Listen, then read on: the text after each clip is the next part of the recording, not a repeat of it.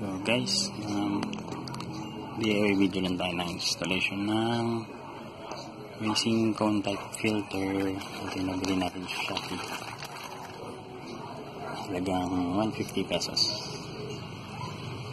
And meron din tayo ng breather filter. So 12mm yung sukat. Install natin sa coffee eraser natin.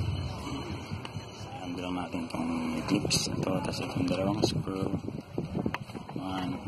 Tsaka ito nasa ito. And ito nasa carb. Nakamit sa carb natin. So ang simple lang ito.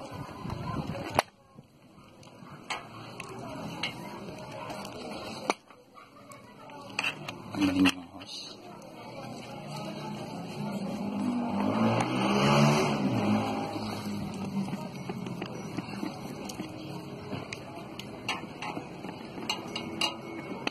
Make sure na nakasecure yung screw para hindi natin mawala.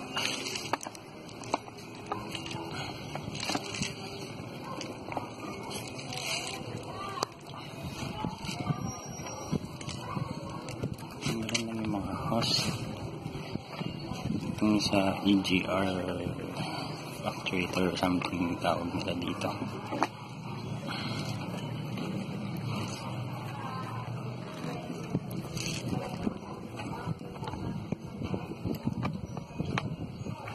Tinespit natin itong 12mm na universal oil breather, engine breather.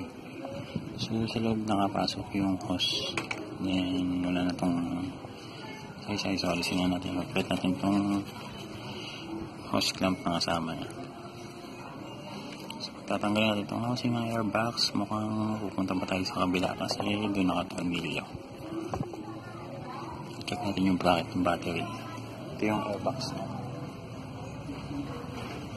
So lipat tayo doon sa kabila.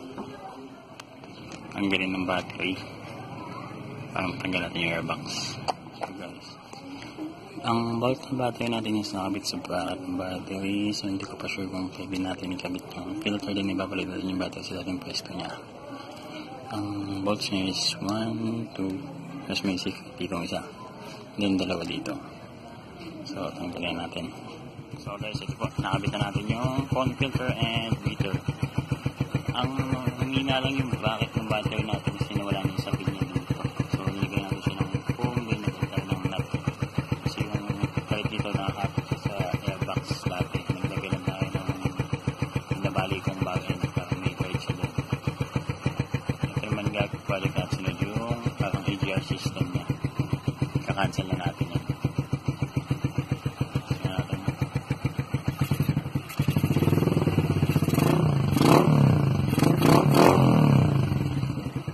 Natin dito sa EGR, tingin natin is hanapin ang bote ng emperdo. Kunin nyo yung bolitas sa yung stopper niya, kunin nyo yung bolitas. Lagay natin yun dito sa loob, then lagay nyo yung lock niya dati.